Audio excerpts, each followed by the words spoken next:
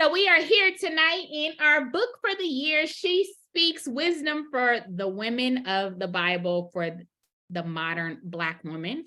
And tonight we are in the chapter that is I Am Delilah. This is a story that we probably have heard time and time again in our lives. We have studied it in children's church and all the things in between. But y'all know I'm gonna give you the Crenshaw version, and we are going to have a discussion with our Holy Ground Gang group after this, to be able to go over the things that we learned from the lesson. So you can find the story of Samson and Delilah in Judges chapter 16, verses 1 through 21. If you want to know the whole story of Samson, which even though this is I Am Delilah, I'm going to talk a little bit more about Samson to a certain extent, because I feel like there's more to learn from him in this situation, although Delilah plays a major role in it. So that's my cliff note. But you can learn more about Samson and read more about Samson if you read from Judges chapter 13, 14, 15, and 16. So Judges chapter 13 starts off with Samson's birth. It then goes through Samson and his first wife. Then it talks about Samson and Delilah, and then we get to Samson's death, all in 13 through 16. So when I was reading this, y'all know, I'm gonna be real. What I got from the story is these hoes ain't loyal. Judge your mama, don't judge me. That's what I got. And you'll hear why I got that from this, but Samson really did not learn his lesson, right? And we start off in Judges chapter 13 because I wanted to really understand how Samson got to this point in his life. So Samson was a Nazirite. And I then went back to my concordance and I tried to figure out, like, okay, what happens with the Nazirite? Like, why was this such a significant thing? And a Nazirite, we hear about it first, and we get the Nazirite vow in Numbers chapter 6. So all of Numbers chapter 6 is talking about what the vow of a Nazirite is. Samson was a Nazirite. So before we even get into Judges, we figure out what the rules and regulations are for him. So in chapter 13, when it's first introduced, Samson's mother and his father, they couldn't have children. An angel of God came to her and said, you're going to bear a son. You are not to drink anything. You're not to do this, that, and the other. She goes off and she tells her husband. And then her husband is like, I want to see this man. At this time, they didn't know that it was an angel of God. They thought it was just a man. So the angel comes back to her and she decides, like, hold on, don't say anything. She runs to go get her husband and says, the man has come back. So she didn't want to just be able to hear the message on her own. She wanted her husband, because he is the head of the household, as we know, to be able to hear the message that the man was going to give her. So her husband comes back. He tells her husband the same exact thing that he told her.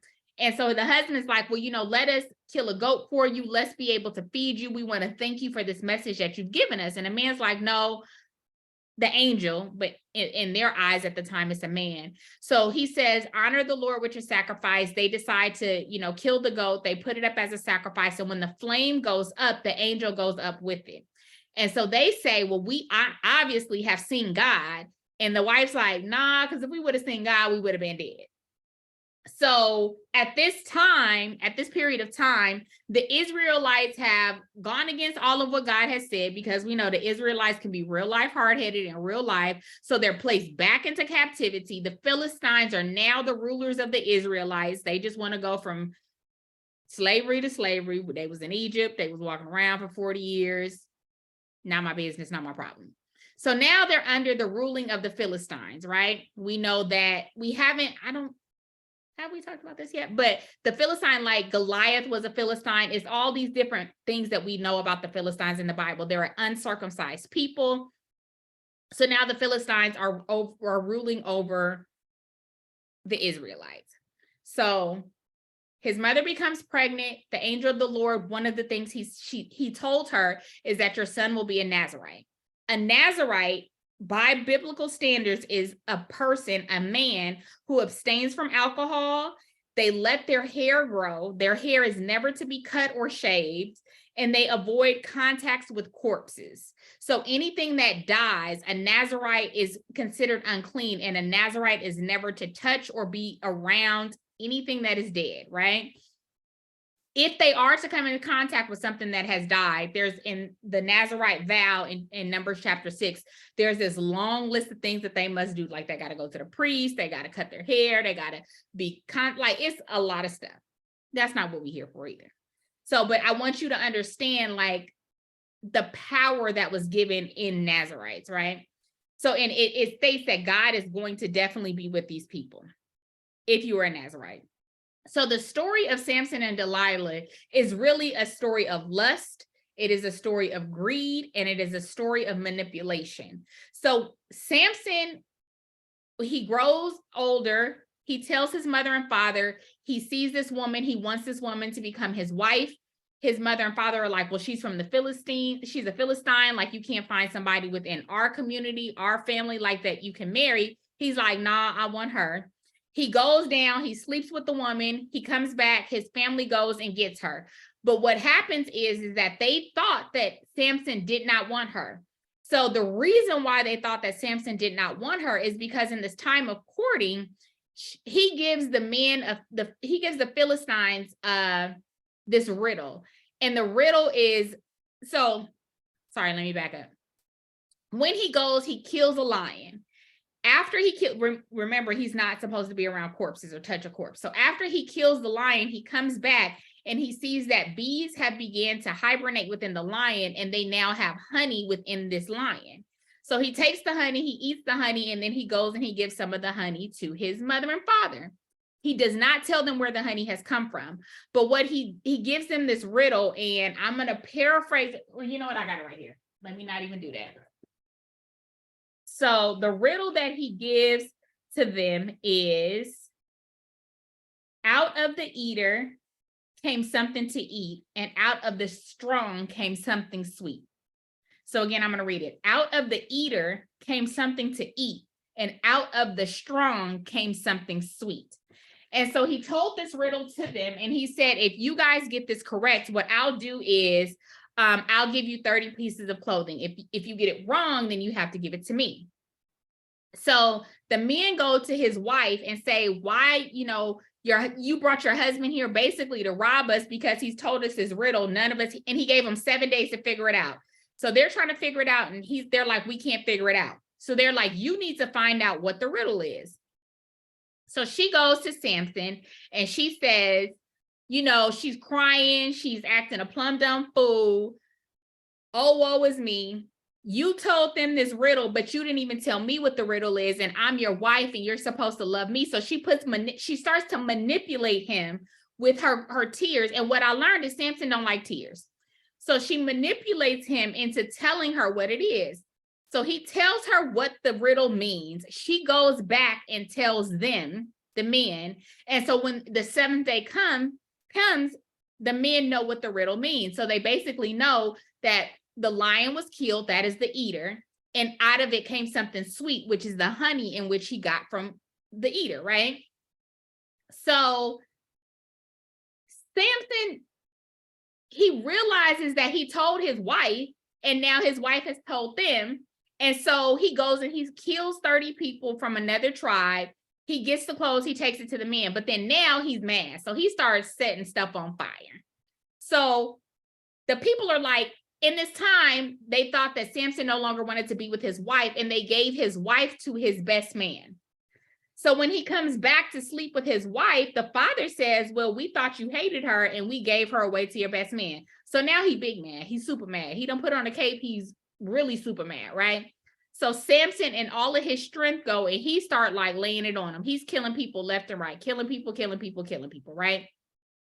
So they try to get Samson, and Samson kills 1,000 men on his own with a donkey jaw, like with a bone from a donkey. He kills 1,000 people on his own. Like he the Hulk in real life, right?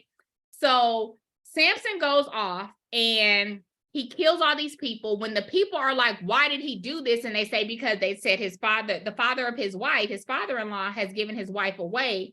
They go and they kill the father-in-law. So now, oh, this is when he really got mad. And that's when he goes and he kills 1,000 people, right? Because before he just put foxes on fire. The foxes ran out. They were like, what happened? Why are our crops on fire? They say it's because of the man. They go kill them. So now he's super mad. He killed 1,000 people. So after this, Samson becomes the judge of Israel, and he judges Israel for 22 years. In the process of this, he out here sleeping with, as the Bible says, harlots and prostitutes. In our terms, he out here sleeping with hoes. The Bible said it. I didn't say it. Don't blame me. So Samson is out here, and this is where I truly believe Samson, we have to realize how strong lust is, because it starts off with him sleeping with women. Like, he's sleeping with his wife before they're married. He's sleeping with these harlots. And then he sees Delilah. He like, that one, I want her. So he gets Delilah. But what happens is now the Philistines have come to Delilah and said, we will give you all this money if you tell us where his strength comes from, because they can't understand why Samson is so strong. So they promised Delilah this money. Delilah does not have love in her heart for Samson. She has greed in her heart. So that's why I said part of this story is about greed. So Delilah goes, she gets with Samson, and she's asking him, tell me where your strength comes from. He tells her, if you bind me up with 7 cords, then my strength will be taken away. So what does she do? She binds him up with the 7 cords. She invites the Philistines in to come to capture him, but he breaks out of the cords. So she's like, oh my God, you lied to me. How could you lie to me?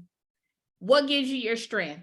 So then he tells her again, I don't know why he was so silly, what she had up in her stuff that was making him crazy, but he tells her, if you bind me up with new cords, then I'ma lose my strength. So then he gets bound up with new cords. The Philistines come, he breaks out of them. She's like crying again. You lied to me, you lied to me. Tell me where your strength comes from. He tells her again, if you take my hair in 7 cords and put it and weave it with this, then my strength will be gone. What happens? She does that. She brings the Philistines in. They come in, they try to capture him. He breaks out of that, slays them, and then goes away. So this is 3 times. So now she's like, you've made a fool of me 3 times. You keep lying to me. Like, she's nagging.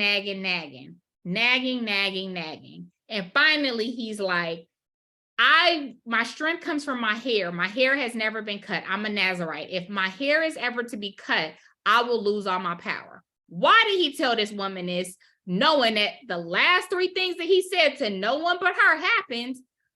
What do you think is going to happen? That's why I say these hoes ain't loyal. And why he couldn't realize that, I don't know. So he goes, he tells her this, she brings him in, they shave his head.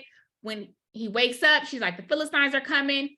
He has no power. They gouge out his eyes. He is now blind, and he is captured and put into prison. Delilah gets her money. We don't ever hear about Delilah again. So I'm going to pause in the story really quickly, because I want to talk about this, is that we don't know if Delilah would have decided to stand by him and to do right by him, how much more powerful the 2 of them would have been together. If she wouldn't have had greed in her heart, and if he wouldn't have had lust in his heart, what would they have been able to accomplish together? Because you never hear about where Delilah's lineage came from, and you never hear about her legacy. All you hear about is what she did. As we have been studying the other women of the Bible, we know where they come from, and we know their legacy. We know that they left something here on earth. We know that they had a positive impact, or even if it wasn't a positive impact, we know what their impact was in the word. All we know is Delilah was a scammer. Joanne, the scammer in the flesh. All she was about was her money. She didn't care about anything else. We don't know what she did with the money. We don't know why she needed the money. We don't know who was around her. All we know was that she wanted to get her money.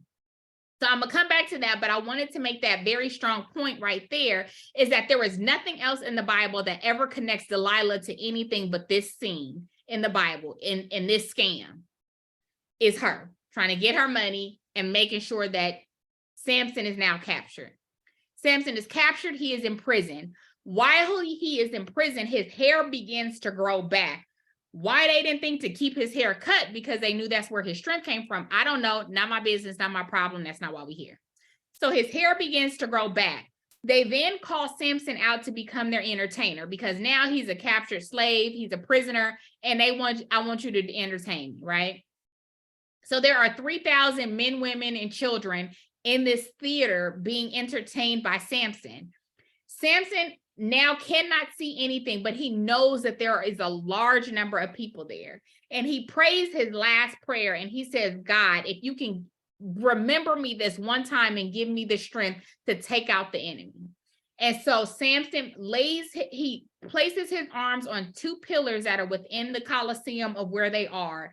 And with all of his might, God has answered his last prayer. And he's like, I don't mind dying like this, but I need to take them out.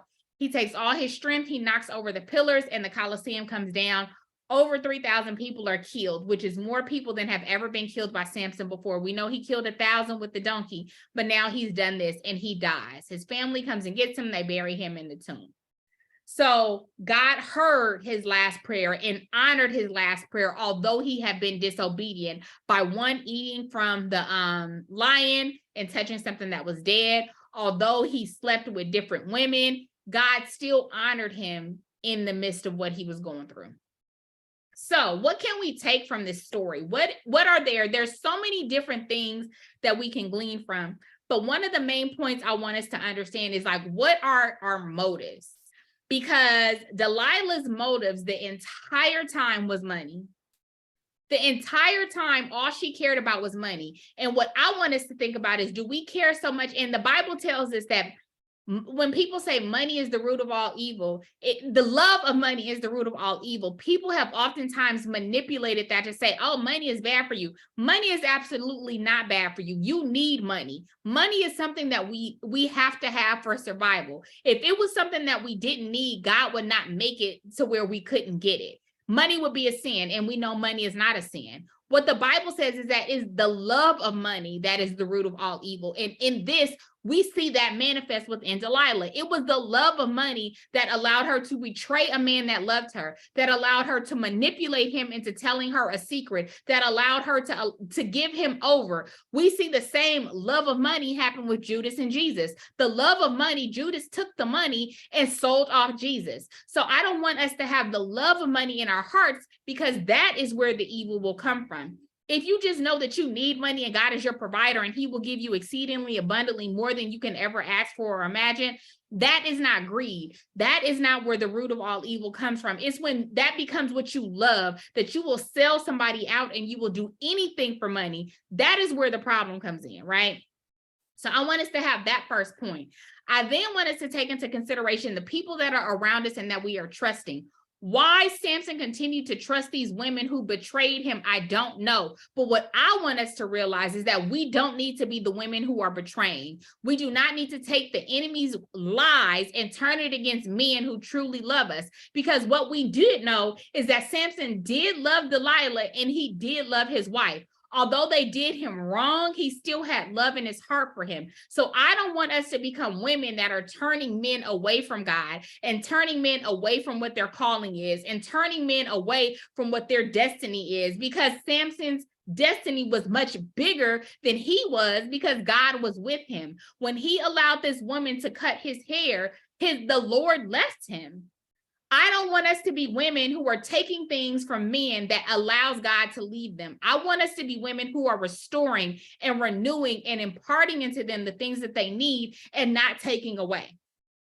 And then the last thing that I want us to remember is that God will answer our prayers even after we've done wrong. And so we see this in the story at the end where Samson prays his last prayer and God honors him. So even though God had left him after he cut his hair and after he had done wrong, God allowed his strength to come back to him to be able to answer his prayer. So I want us to remember that no matter what we do, that God still hears us. Even though if he was not with Samson, as the Bible says, the Lord left him, he still heard Samson's prayer. So when we feel like God is not with us, I want us to always remember he still hears us. He still hears us and he answers. So he answered in this moment. Now, does God always give us an answer? No, because we saw with Moses, he didn't talk to Moses for 40 years after he had killed the Egyptian and ran off. God did not speak to Moses for 40 years. God is not obligated to talk to us. It nowhere in the Bible says God will answer you. Can he answer you? Yes. Will he answer you? Yes. Does he have to? Absolutely not. So that's why it's so important for us to be in tune, to be able to know, God, is this really you speaking to me? Because we have all kinds of things going on in our heads. Remember, it's your voice, the devil's voice, and God's voice. You need to be able to identify which voice is speaking to you.